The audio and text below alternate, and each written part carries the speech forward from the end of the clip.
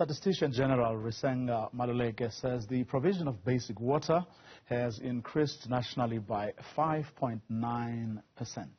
Maluleke has just released the results of the non-financial census of municipalities. The increase is from the year 2021 going into 2022.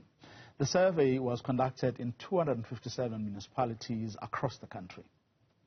Those who received water and the number of consumer units that municipalities serviced were 14.488 million in 2021. Now they are sitting at 15.338 million in 2022. And the increase is by 5.9%. So that increase has gone up by 5.9%.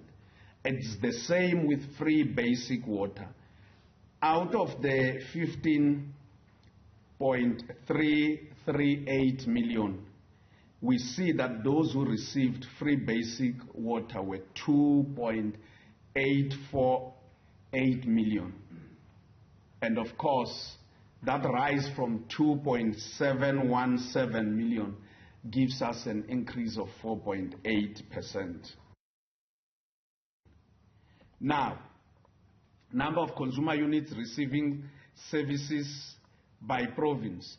We can see we are comparing 2021 and 2022. So the lighter color is 2021, the darker color is 2022. We can see that there were quite movements in Gauteng. As we can see that from 2021 we see a rise all the way to 2022. So is KwaZulu-Natal, Eastern Cape, but there were not much movements in the Northern Cape on the right-hand side, other than the fact that they were small.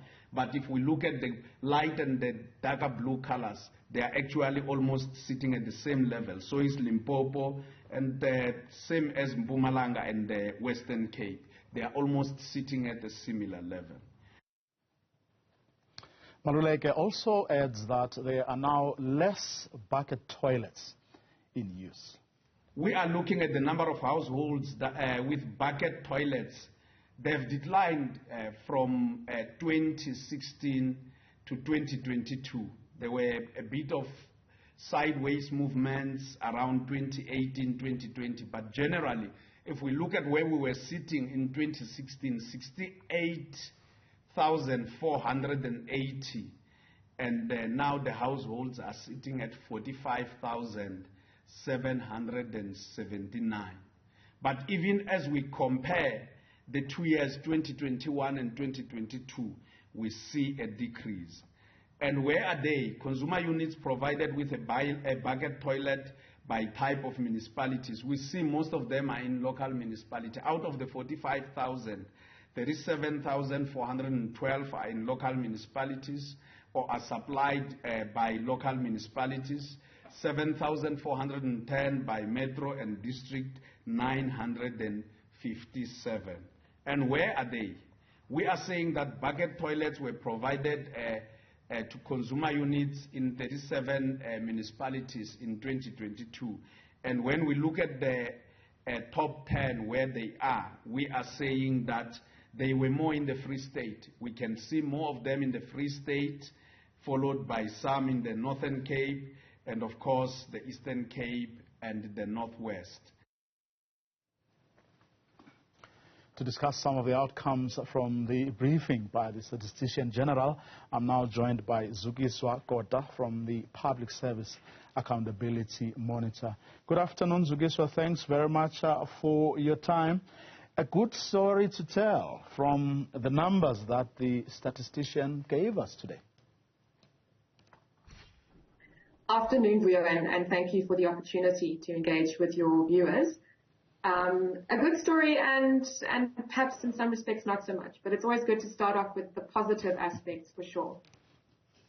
Well. I mean, the interesting thing, we're running a story today about Johannesburg's water woes and a new strategy that apparently is going to be unveiled and so on. But the ratepayers of Johannesburg haven't had it nice, certainly. over the past few weeks, if not couple of months. On a day like this, when someone says there's a good story to tell, obviously people's reference point is their lived experiences. Absolutely. Absolutely. So I suppose you're having us go right into the substance of what does it mean and what are the realities. I appreciate you starting off on the Joburg side of things. That's one of the areas that we are focusing on for a project that we've got called Action for Accountability, looking at essentially local government performance or municipal performance, service delivery and accountability in certain areas of Johannesburg, as well as looking at Makanda as well. So not necessarily comparative, but looking at the levels of accountability and delivery of services. So yes, the water crisis, and I think we should call it a crisis, it is a crisis, is a massive one.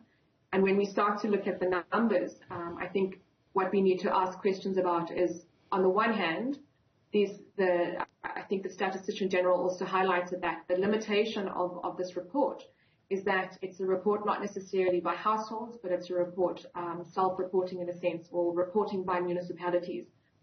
And there are some areas where there are perhaps questions to be raised, but I would like maybe to start off on some of the indigent numbers and what it means for your average household receiving or not receiving services, free basic services, and then those, of course, as you've said, in the metros, where water and refuse collection, as we've seen at this end of the country, has been less than optimal, to put it diplomatically. Well, on the bucket toilet front, I mean, you have less in use now than you've had before, notwithstanding, of course, the fact that we keep reporting about children who still die in pit latrine toilets. We are on the bucket toilet. I think it would be good, I think the issuing of the stats, has been, not too long ago, of course, and at the tip of everyone's, mouths and tongues is the bucket system question.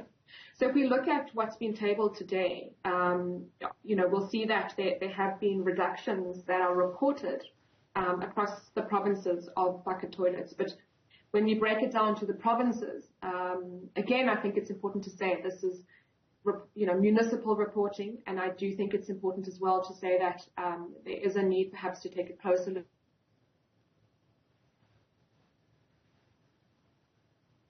Okay. We seem to have lost Zukiswa. Zukiswa is still with us. Okay, we've lost Zukiswa there. What a pity. So many issues I wanted to canvass with her. Zukiswa, are you back with us now? Yes. It seems that my internet is unstable. Yes, we lost you there. But what I wanted to, move on to, okay, good story to tell around buckets, good story to tell around water. Not so much a good story, and so on. Yes. Some instances, but yes. Yeah, but what in your view could be the weakness of a report like this, given, as you pointed out, that it was more self-reporting, and as the Statistician-General himself said, after that briefing, they rely on municipalities telling them what they have or haven't done. Yeah. Is there an inherent weakness in that kind of reporting? There absolutely is, real. We know this firsthand. We've seen it firsthand. Municipal reporting is not what it should be. Data collection is not what it should be. Whether we're looking at the bucket system. So I think I may have broken up when I was looking at the breakdown provincially. And some provinces, for instance, Mpumalanga and Limpopo, for instance, in this particular report, indicating zero, bucket system units between 2021 and 2022. Anyone, listening at the moment will immediately know that isn't accurate. So perhaps the question is, did the municipalities not, provide the adequate materials or report on these aspects? We know as well that municipalities struggle to collect accurate information about indigent households. So where we might be seeing a decrease in the number of free basic services, it might not be that people's households are moving upwards and no longer needing those services. It may be that municipalities are struggling to collect the accurate data, but also struggling to make sure that on an annual basis, indigent households are re-registered as is required by the policy. So I do think it's really important to emphasize the massive data collection challenges that municipalities are often faced with, and it is a reality. And so we must take these stats with a pinch of salt, unfortunately, even where we are seeing positive trends. Of course, and this happening as it does on the eve of an election, it may well be very easy for certain politicians to just grab the information and use it as inaccurate as it might be in certain, or many, or if not most instances. How then, where do people go to get more accurate and fairly representative information? Yeah, one thing immediately to say is, of course, stats that are provided by, the Stats SA and the Statistician-General are important. They're important for planning and important from an overarching governance perspective. So not to take away the value of collecting statistical information and census information. But the question then about accurate, up-to-date information, and of course we're speaking about now 2022 June as that 2022 information, so already we're a little bit behind. The one thing that I think comes to the fore is the importance then of municipal projects that seek to improve that data collection, seek to improve accountability. There are some civic actors who are essentially providing support to municipalities to do some of that work, to engage with citizens more directly, more regularly, which I think is really important. It would be as well important to look at the municipal level again, what are the IDPs using to plan? And sometimes, there is a massive gap, and so the integrated development plans that come out are not adequately informed by meaningful information on the ground. So perhaps it is, as you started off, you referred to some of the civic actors or some of the residents' associations that are really lamenting service delivery concerns.